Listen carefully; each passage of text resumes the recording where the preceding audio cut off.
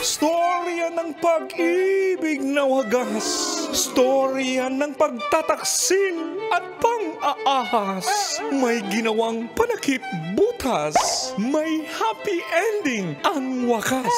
Damdaming malambot at matigas. Sa live drama, pwede nang ilabas. Tutulo na at tatagas ang mga katas ng nakalipas. Katas ng nakalipas.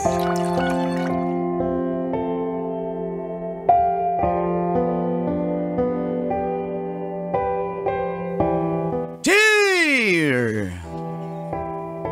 Uncle Kagol And Tita Tanya Chinita. Mahal na mahal ko po si Efren kahit may nauna siyang pamilya. Feel good morning sa lahat ng suking tagapakinig ng programang Mga Katas ng Nakalipas. Tawagin niyo na lang po akong Josie. Josie. 29 years old ng San Andres, Bukid, Manila. Single po ako. At masasabi kong it's complicated. Kasi nagkarelasyon nga po kami ni Efren. May nauna nga na po siyang pamilya. Si Rita po yung asawa niya. Kasal po sila. Tanggap ko naman po yun, pati yung kanilang dalawang anak. Dahil mahal ko siya, pinangako ko na mamahalin ko rin yung mga anak. Tulad ng pagmamahal ko sa kanya. At dahil dun po, pumayag akong mag-live-in kami. At dito na nga, nagsimulang tumagas. Ang mga katas ng aking nakalipas.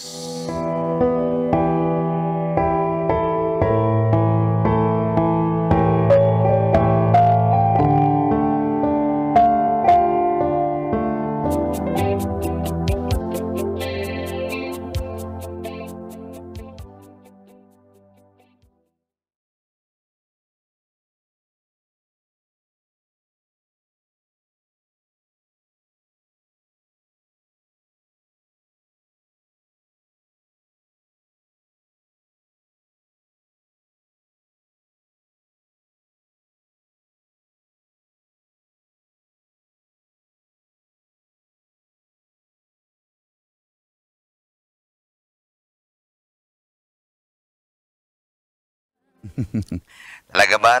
Nag-enjoy kayo mga anak? Opo, Papa. Thank you po pala sa padala mo na 10,000. Papa, salamat, Papa, kasi pinasyal mo kami, Papa. Natuwa kami na pumunta tayo ng Star City, Papa. Kaya nga po, Papa. Alam niyo po, kahit yung modern family na tayo, hindi niyo po kami nakakalimutan. Sobrang bait mo po na, Papa. Tsaka, nag-a-attend ka pa po ng mga school activities namin. Oo nga po, Papa. Salamat, Papa. Pinanood mo yung basketball game ko, Papa, kahit bangko ako, Papa. Kasi bongbok ka, bongbok, bongbok. Papa, inaway ako ni Jinjin, Papa. Oo, tama na yan. Huwag na kayo mag-asara Papa, dyan. mag-muse po ako. Punta ka din, Papa. Oo naman. Sige, support ako dyan. Anak, sige na. Papa, Mag-sleep love na kayo. you. May school pa kayo bukas, ha? Papa, padala ka Papa, na. love you, Papa. Papa, mag-grab po ako ng food. Padala ka po ng pang-grab na pagkain. Sige, anak. Sige, anak. Isend ko lang sa inyo, ha? Bye-bye. Thank you, love Thank you, you, love Papa. you, love Love you, you. Papa. Papa, love you. Ay, mga batang itong kulit-kulit. Loves? Oh, tapos mo nang i-video call yung mga bata? Alam mo naman yun. Galing kaming namasyal. Dinala ko Star City. Tapos, Halatang tuwan-tuwa, naririnig ko nga sa CR yung sigawan ng mga bata. Tuwan-tuwa eh. Alam mo, swerte nila. Salamat. Sa'yo. Thank you ah. Love you. Love you. Kasi, Gusto mo ba na next time samahan ko sila mamasyal? kung bakante ka. Last time, nung sumama ka, tuwa sila. Pero Masaya siyempre, oo naman. Ang akin lang naman is, okay lang ba sa'yo talaga? Baka kasi, wala ka naman ng issue. Walay na kami ni Rita. Ha? Bakit mo minimension? Sana... Hindi, sinasabi ko lang na wala ka naman na dapat ipagselos. Hindi, ang request ko lang sa'yo, Efren, kapag ganito na masaya ako, sana wala nang banggitan ng pangalan. Okay. Wala naman akong issue, pero ang saya ko alam mo naman, tinatry ko my best para maging nanay sa mga bata, sa mga anak mo. Kaya nga, Tsaka thank you. tinatry kong maging civil kay Rita. Alam mo na, minsan nga pinadala ko ng pagkain yun para lang wag ka na mag-isip dyan ng kung ano-ano. Kaya nga thankful ako kasi ganyan kay. O naman, alam mo, basic sa akin yan. Bakit? Tanong sa akin Bakit? Kiss muna. Bakit? Ang bilis. Walang 5 seconds. Game, isa pa sa lips.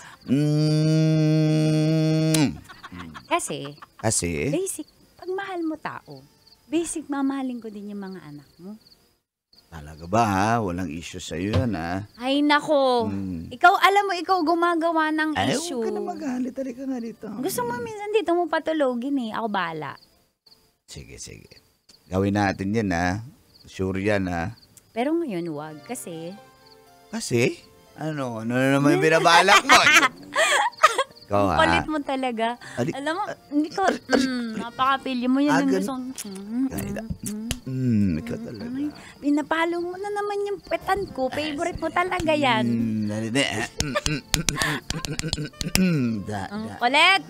Halika na sa loob. Halika na.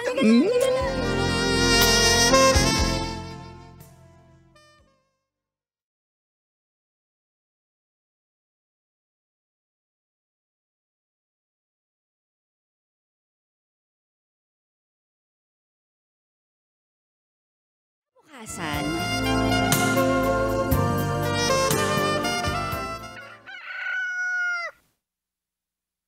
Ano? Anak? Papa! Si Mama! Papa, si Mama! So, Ano ba nangyari sa mama mo? time ng color niya po na color white na. Tapos nahirapan daw siya nahihinga-hinga. Papa, mementas po yung lagnat ni Mama. Please, uwi ka, please. Oh, sige anak, sige. Oh, okay. Uwi ako agad. Sige na, patayin mo yung mama mo ha? Sige, bye. Diyos ko, ano kayo nangyari doon kay Rita? Labs? Loves. O ba't umiiyak si Jinjin sa telepono? Rinig pati yun, rinig mo.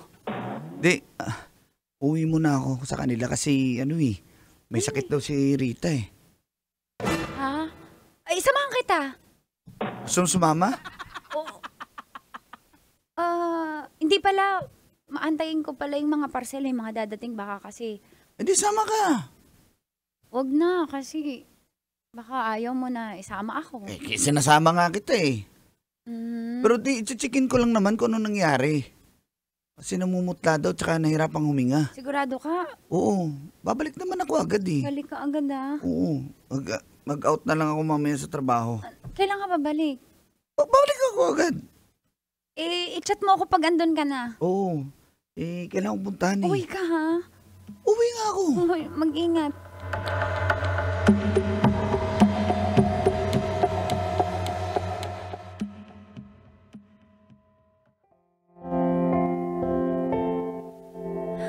Umuwi nga po si Efren sa kanila. Hindi ko po papigilang mapahalata na parang ayaw ko. Kasi syempre, masakit, ex niya pa rin yun. Kaso, naaawa po ako sa ex-wife niya. At, syempre, bilang ako na yung present karelasyon ni Efren, gusto ko malaman kung ano talaga yung nangyari, kung anong sakit ng asawa niya.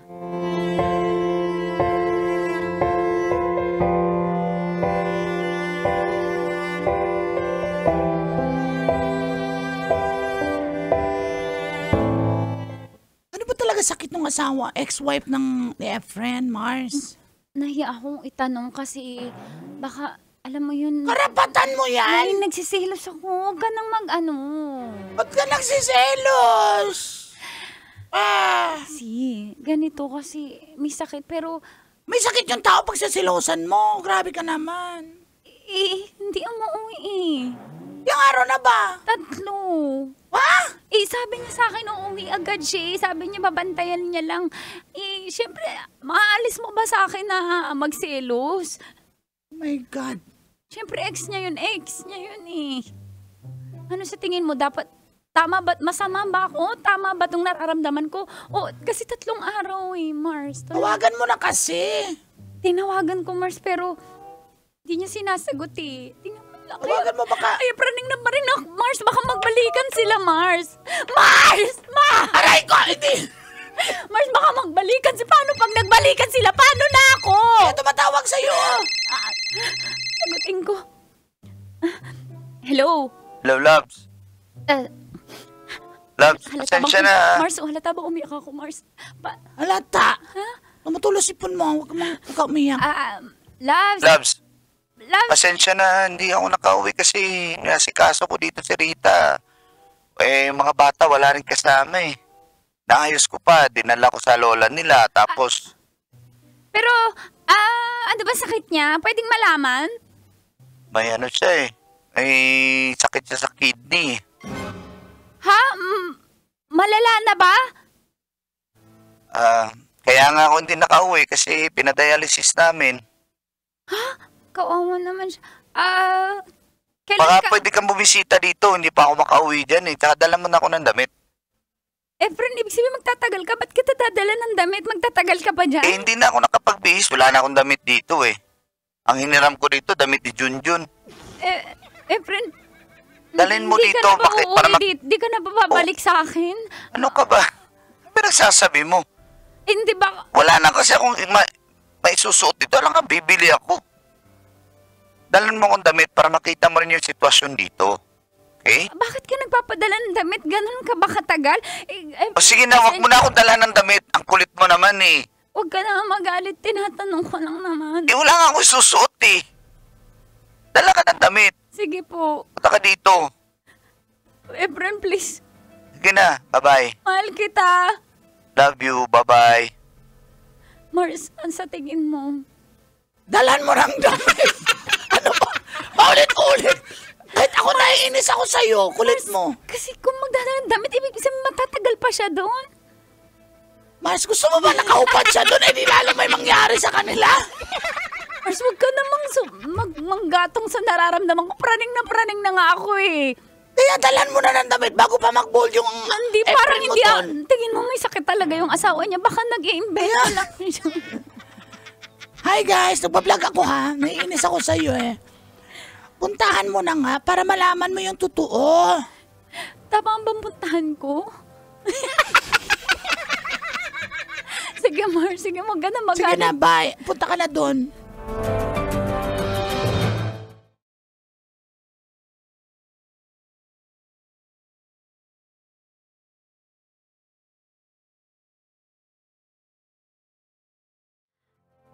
Pilit nga po ako pinapunta ni Efren doon sa kanila para makita ko talaga ang sitwasyon ng kanyang asawa.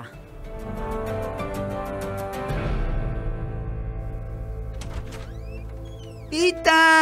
Tita! Hello po! Kayo Ano po? Bless po, tita. Pasok po kayo, tita. Pasok po kayo. Kayo po yung hindi tunay na asawa ni Papa.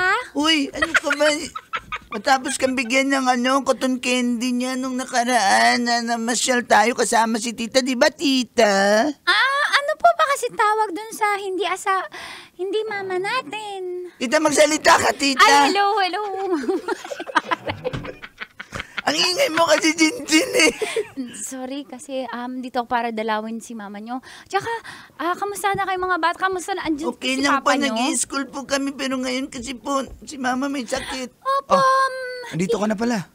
tita, wag muna kayong ma-issue May sakit si mama. Huwag po kayong mag-ano dyan na. Wag po kayong nag-overthink. Mga bata, doon muna kayo. Sige na ha. Tita, wag kang super OA Sensyahan mo na yung mga bata. Ito na yung damit mo. Dinala Ay, salamat. kita ng... Oh, kumusta ka na? Tignan mo yung suot ko. Hinalikan mo ako sa bahay ng asawa mo. Bakit? Masama. Halika, pakilala kita. Nakita naman na kayo dati, kaso huwag ka na masyak ha. Ang payat-payat niya na. Talagang bagsak yung katawan niya. Halika dito. Dito ko na lang siya pinahiga sa may sala. Kasi,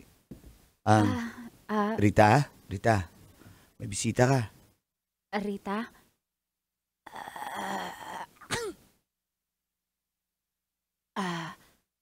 Ikaw pala yan. Si Josie. Josie. Kamusta ka na? Ito, buhay pa. Salamat at tumalaw ka. Kumain ka dyan.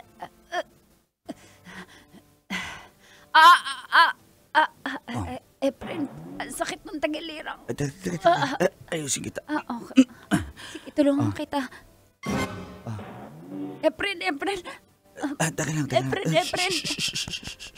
Efren, dito sa leeg ko. Kamutin mo yung leeg ko. Sige. Efren, basa yung likod ko ng pawis. Palitan mo ako. Teka, wala akong bra.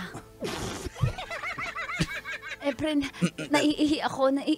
Samahan mo muna ako sa CR. Sige, alika, dandan. Taka lang, diyan ka lang ha. Alika dito. Iba yung nararamdaman ko. Parang, nagsiselos talaga ako. Pero, tama ba itong nararamdaman ko? Parang, iba yung concern ni Efren sa asawa niya.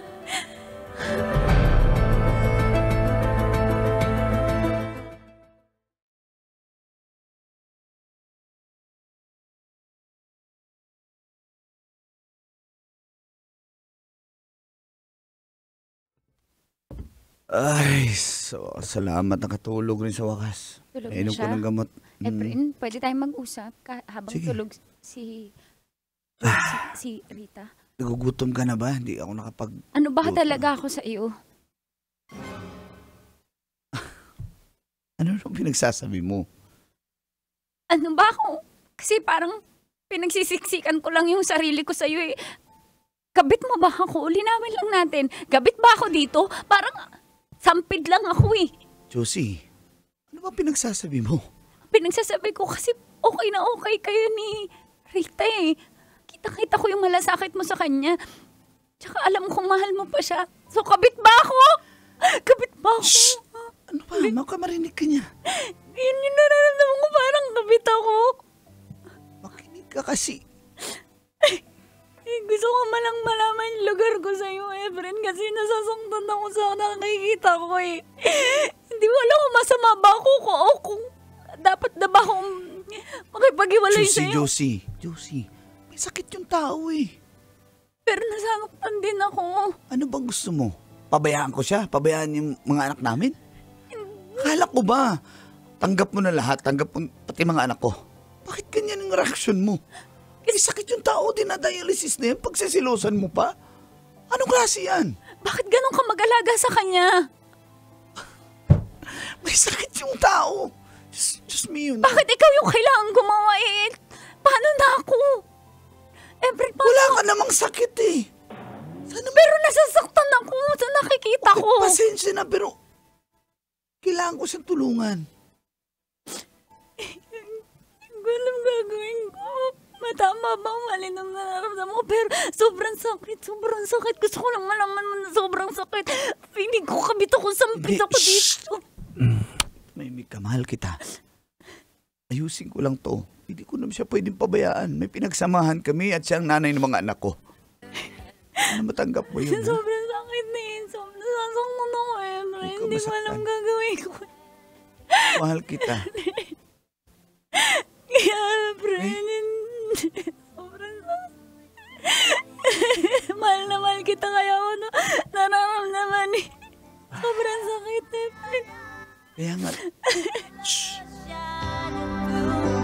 I see your true colors. This song is... Metro's number